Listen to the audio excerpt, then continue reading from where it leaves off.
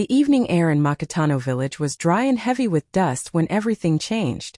11-year-old Sana stood barefoot in front of her small house, her heart beating so fast it felt like it might burst.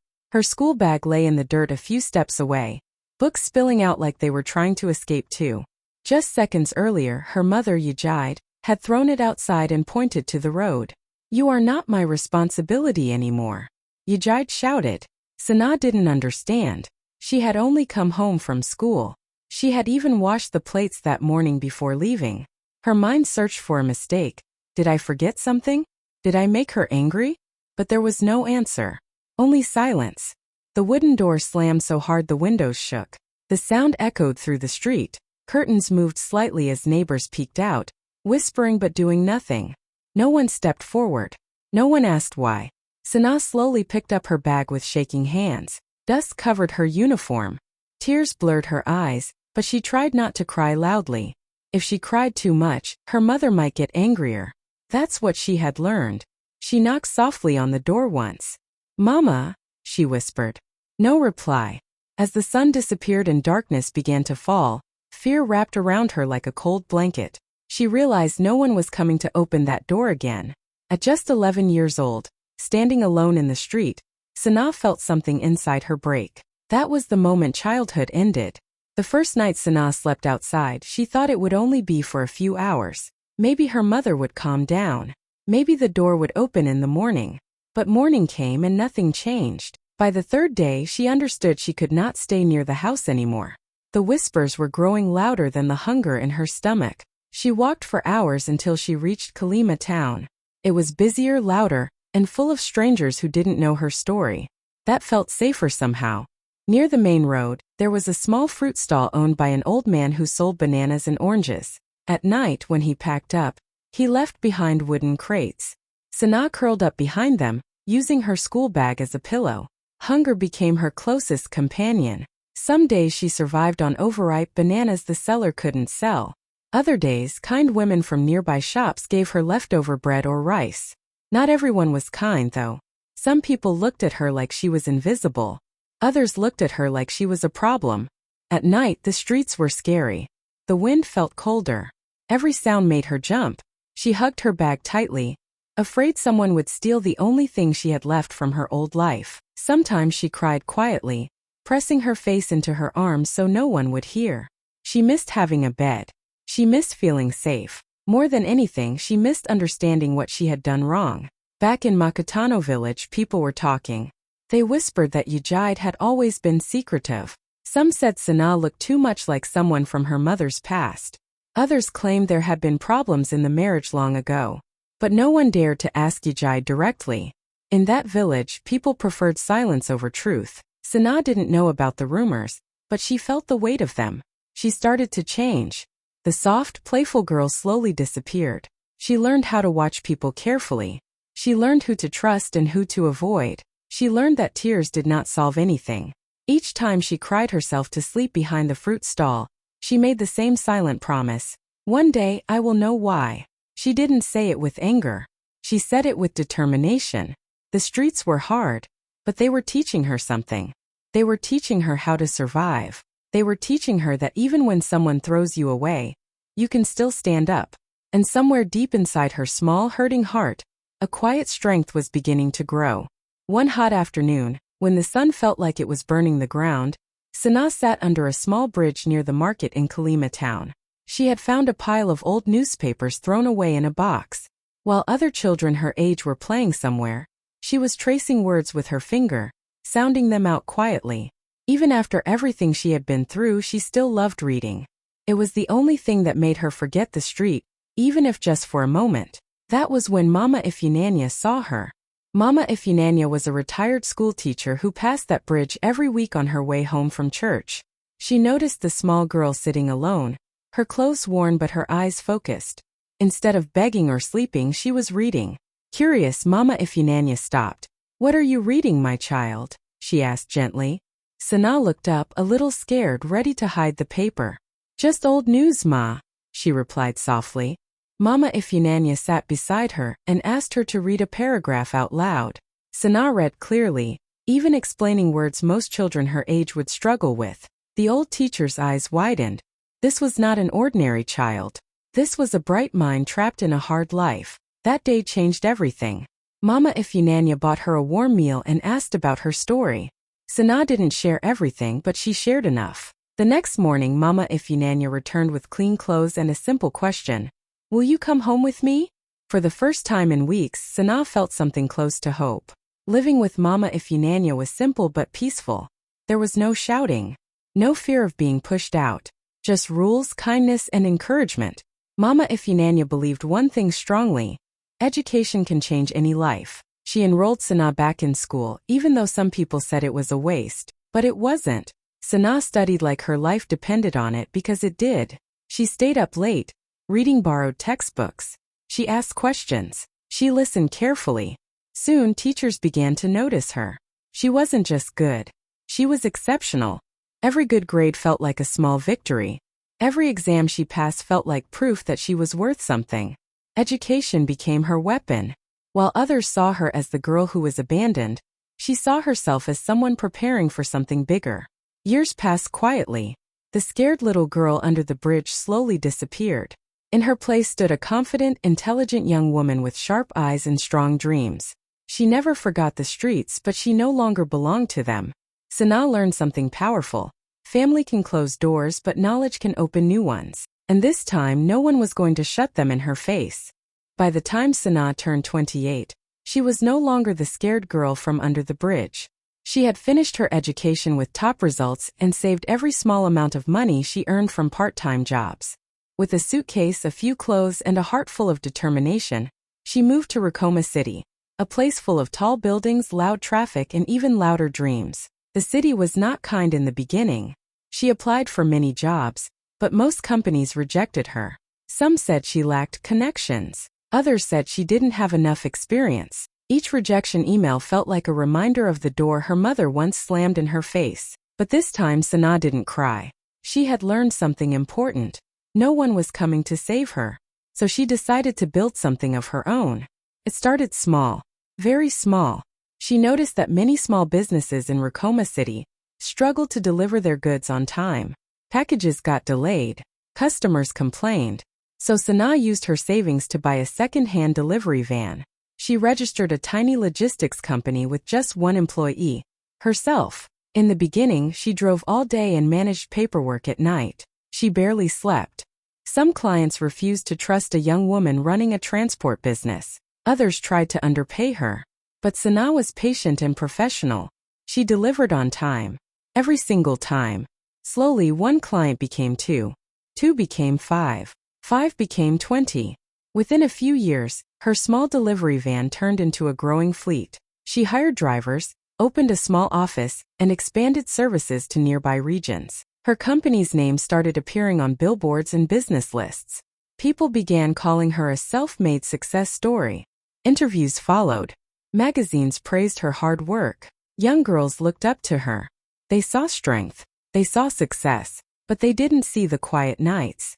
Even after long days of meetings and success celebrations, Sana would sometimes sit alone in her apartment, staring at the city lights. A single question still lived inside her heart like an unfinished sentence. Why did my mother throw me away? No amount of money erased that memory.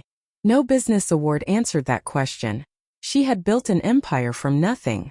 She had proved her worth to the world. But deep down, she was still that 11-year-old girl standing outside a closed door, waiting for an explanation that never came. Sana planned to spend her 32nd birthday quietly. No big party. No loud celebration. Just a simple dinner after work and maybe a small cake in her apartment in Rykoma City. She had learned not to expect too much from special days. Birthdays used to remind her of the family she lost. That afternoon, while she was finishing a meeting at her office, her phone rang. The number was unknown. She almost ignored it, but something made her answer. Good afternoon. Is this Miss Sana? A calm professional voice asked. Yes, speaking. My name is Mr. Adeyemi. I'm calling from a law firm in Isanda Heights. This concerns your late grandfather's estate. We need you to come in for an urgent meeting. For a moment, Sana thought it was a mistake. You must have the wrong person, she said carefully. My family cut me off many years ago. There was a small pause. No, ma'am. We have been searching for you. This matter is very important. After the call ended, she sat still in her office chair, staring at the wall. Grandfather? Estate? Searching for her? Her mind was racing. She barely remembered her grandfather. He had died when she was very young. And as far as she knew, her family had erased her existence the day her mother pushed her out. Part of her wanted to laugh and block the number. It had to be a scam. Or maybe a cruel joke. Why would anyone from her past suddenly look for her now?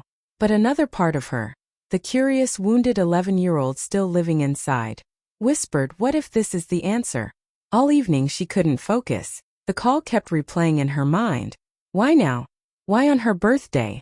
And how did they even find her? She went home, looked at herself in the mirror and took a deep breath. She was no longer the girl who had nothing. She was a powerful businesswoman. If this was trouble, she could handle it. The next morning, dressed in a sharp black suit, she drove toward Isanda Heights. The buildings there were tall and polished, far from the dusty streets of Makatano village. Her heart beat faster as she entered the law firm's glass doors. This wasn't just a random phone call. She felt it. Something from her past was about to return. And this time she wasn't a helpless child. She was ready to hear the truth. The office in Isanda Heights was quiet and cold, with shiny floors and glass walls that reflected everything.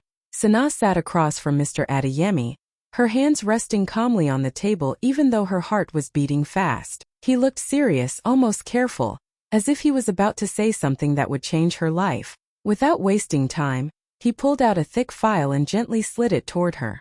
Please read this, he said. Sana opened the file slowly. The first page had her grandfather's full name and an official stamp.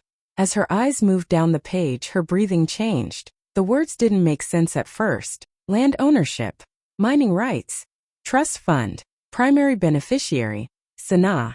She blinked and read it again. According to the documents, her grandfather had owned vast land on the outskirts of Makatano village, land that later became valuable because of newly discovered mineral deposits. The mining rights alone were worth millions, and everything, every single piece of it, had been left to her. Only her. There must be a mistake, she whispered. There is no mistake, Mr. Adeyemi replied calmly. Your grandfather updated his will shortly before his death. He made it clear that this property belongs to you. Her mind was spinning. Then why didn't I know? Mr. Adeyemi took a slow breath. There was a condition. You were to be located and informed once you turned 30. The estate was held in trust until then. Sana felt a strange chill run through her body. I turned 32 years ago. Yes, he said quietly. And we began searching for you then. But there were complications. Complications. He turned another page in the file and placed it in front of her. It showed official letters, reports, and signed statements. Your mother declared you deceased. The words hit her harder than anything else. Declared dead? Mr. Adeyemi continued carefully. Your mother informed extended family members that you passed away at a young age. Because of that, she continued managing the property on behalf of the family. Sana's fingers tightened around the edge of the table. Suddenly memories of that slammed door came rushing back. She told them I was dead? Sana asked, her voice barely steady. Yes, by removing you from the picture, she maintained control over the land and income it generated.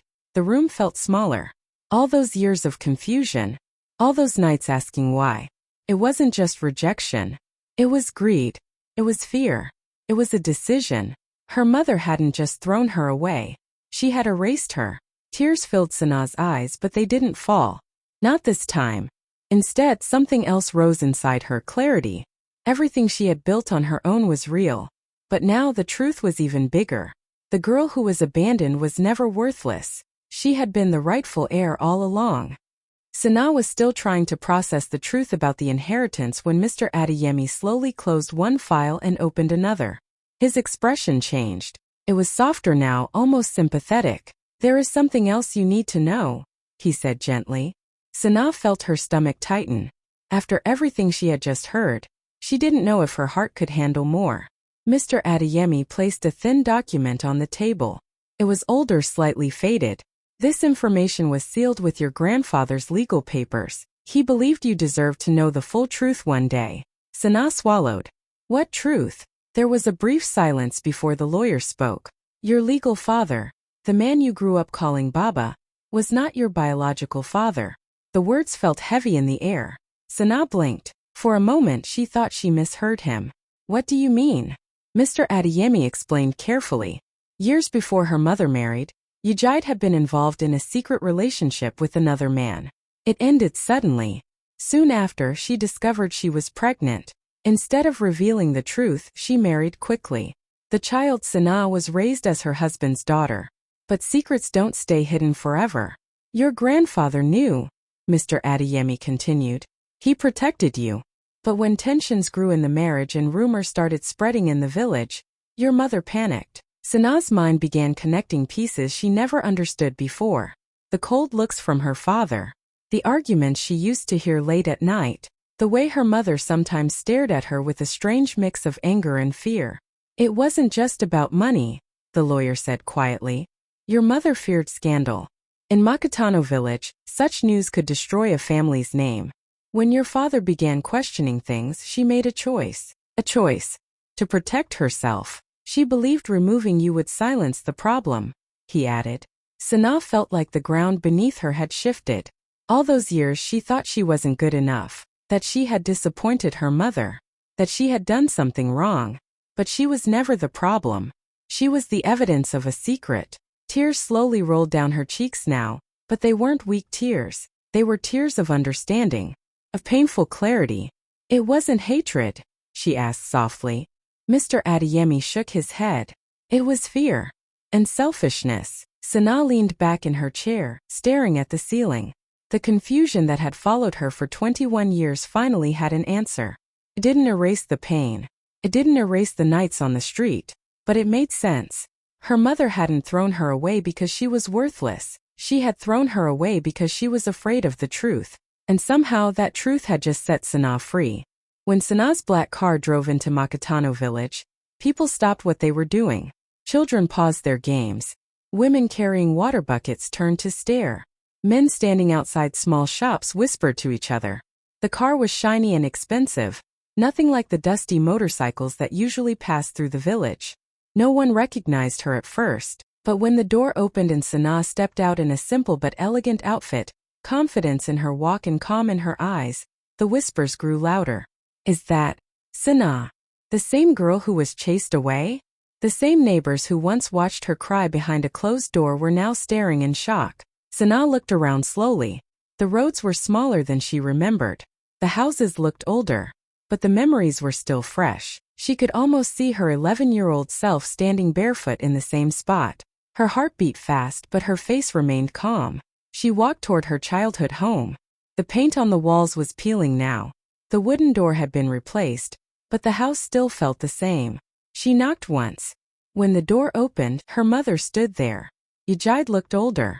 Her hair had more gray. The confidence she once carried was gone. Her hands trembled slightly when she recognized who was standing in front of her. Sana, she whispered, almost like she was seeing a ghost. For a few seconds, neither of them spoke. 21 years of silence filled the space between them. Sana stepped inside without asking for permission. The house felt smaller than she remembered. She walked to the same wooden table where she used to do homework as a child.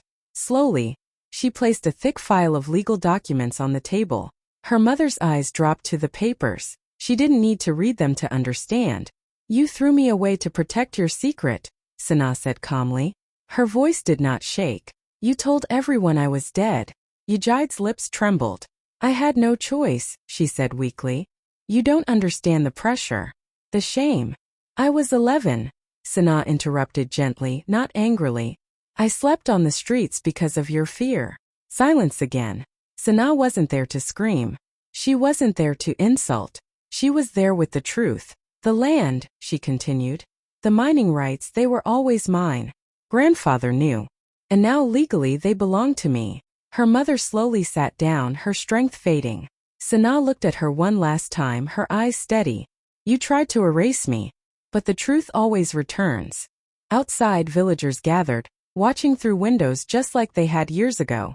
But this time the little girl wasn't crying. She was standing tall. And for the first time the power in that house had completely shifted. The legal process moved quickly after that day. Within weeks, official papers were signed, stamps were placed, and ownership of the land was fully transferred to Sanaa. The same land her mother had controlled for years now legally belonged to her. Every field, every mining contract, every document carried her name. Makatano village buzzed with gossip. Relatives who had never searched for her suddenly started calling. Some showed up at her hotel with forced smiles and sweet voices. "We always cared about you," they said. "We thought you were gone." Others blamed misunderstandings and said they had no idea what really happened. Sanaa listened quietly. These were the same people who watched her grow up. The same ones who stayed silent when she was pushed out at 11. Now they were asking for forgiveness, for partnership, for support. But something inside Sanaa had changed long ago. She wasn't angry anymore. Anger was heavy, and she had carried enough weight in her life. She wasn't there to destroy anyone. She wasn't there to humiliate her mother the way she had once been humiliated. She was there for closure. When village elders requested a meeting, Sanaa agreed. They expected harsh words or revenge. Instead, she surprised them. "I don't want to fight," she said calmly. "I want to build." She announced her plan publicly. Part of the land would be used to build a modern school, so no child in Makatano would ever have to stop studying because of family problems. Another portion would support small businesses, loans for women, training centers for young people, job opportunities connected to the mining operations. The same land that was once protected by lies would now create opportunities. People were shocked. Some expected her to sell everything and leave. Others expected her to take revenge. But Sanaa chose something stronger than revenge. She chose impact. Construction began within months. When the first school building rose from the ground, villagers gathered to watch. Mothers held their children's hands tightly. Young girls looked at Sanaa with shining eyes. The abandoned child had returned as a leader. Her mother watched from a distance, quiet and ashamed. Sanaa did not insult her. She did not publicly expose her further. The truth was already known. That was enough. Standing on the land one evening, watching workers finish the foundation of the school, Sanaa felt something she hadn't felt in years: peace. Rejection had once pushed her into the streets. Now it had pushed her into greatness. And this time no one could take that away from her. The day Sanaa prepared to leave Makatano village for the last time, the sky was calm and bright. The new school building stood proudly behind her, workers moving in and out, children already peeking through the gates with excitement. The land that once held secrets and lies now held hope. Her black car was waiting near the gate. Before getting in, Sanaa turned back toward the small house where everything had started. Her mother was standing outside, looking smaller than she ever had before. No anger. No pride. Just regret. For a moment they simply looked at each other. Sanaa walked closer, her steps slow but steady. She didn't come with documents this time. She didn't come with lawyers or witnesses. She came as a daughter who had finally learned the truth. "You hid my worth for 21 years, Sanaa said softly. Her voice was calm, not shaking like it once did.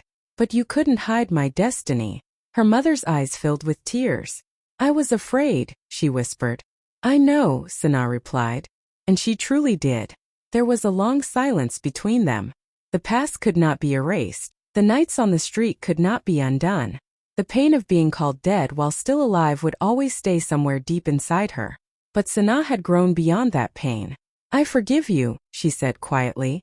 Those 3 words shocked everyone who was close enough to hear. Forgiveness was not weakness. It was strength. It meant she refused to let the past control her future. But forgiveness did not mean forgetting. She stepped back, gave her mother one last look, and turned toward her car. As she drove away, villagers watched in silence. Soon her story spread across Rikoma City and beyond. News outlets called her the woman who rose from rejection. Young girls shared her story online. Business leaders invited her to speak. The girl who was kicked out at 11 had returned not just wealthy, but unstoppable. And this time no one could ever erase her again.